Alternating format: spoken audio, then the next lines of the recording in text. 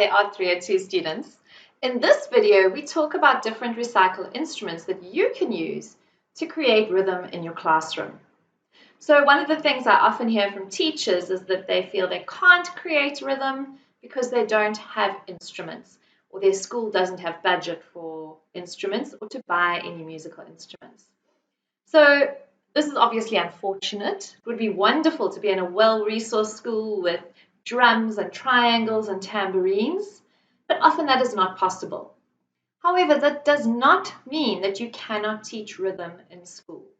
There are lots of ways that you can create very good rhythms using recycled instruments, and that is what we're going to talk about in this video. So one of the first instruments you're probably going to want is a drum.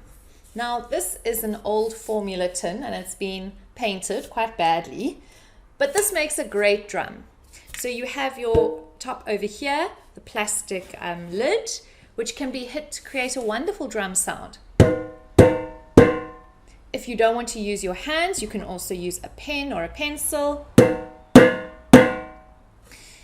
If you turn it upside down, you can create a different sound by using the bottom. A formula tin also has these ridges on the side, which can make a wonderful rhythmic sound if you go like this. Okay, so these are really useful in the classroom. If you don't have access to formula tins, things like Milo tins, coffee tins work just as well. Because the Milo tin is slightly smaller, you're going to get a slightly different pitch in your drum.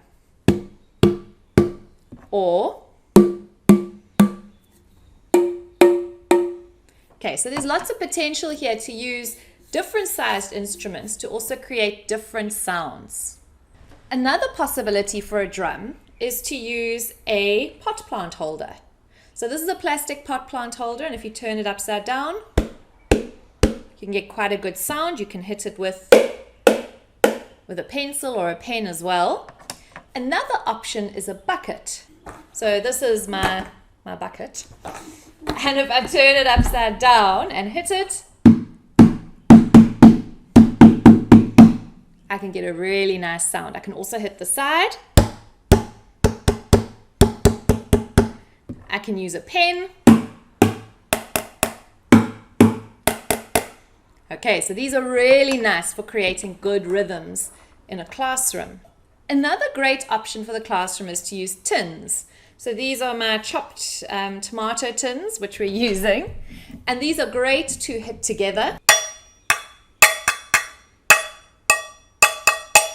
That's with the two bottoms hit together. You can also hit them together with the two tops. Tins also have the ridges on the side. Now this is not going to sound quite as good because I've left the paper on, but if the paper's off, you can make a lovely sound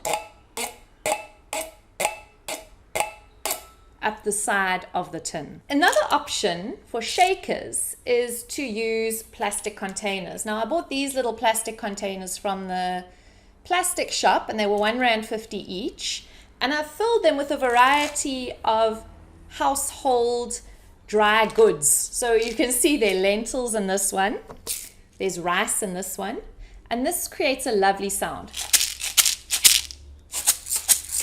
You can hear how each sound is slightly different, so these make very good shakers. You can add popcorn kernels, you can add pasta, you could add peppercorns, anything that'll create a nice sound.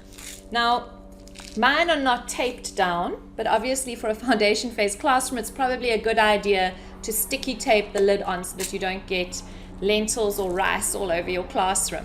If you're opposed to buying plastic containers, this is just an old pill bottle.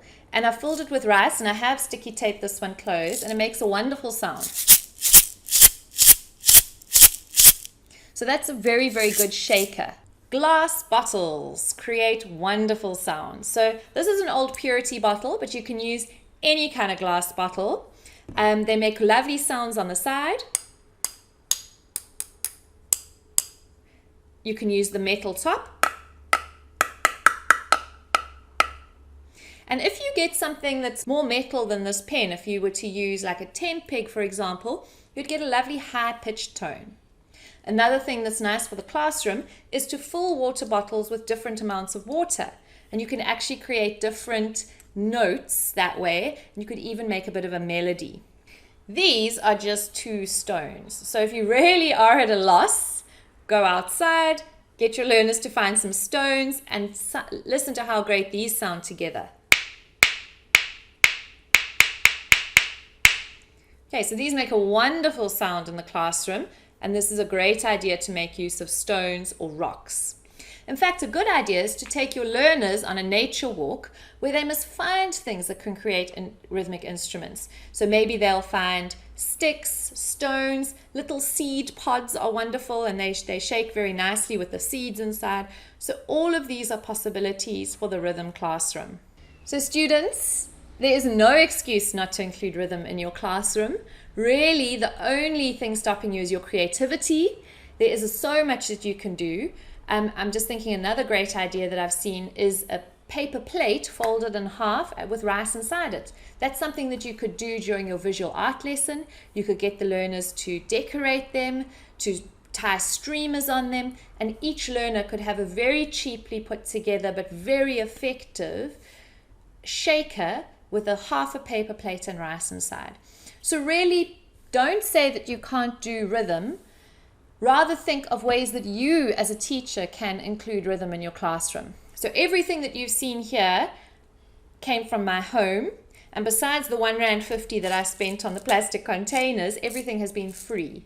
So think about ways that you can use rhythm in your classroom and ways you can integrate it freely or very, very cheaply. Good luck.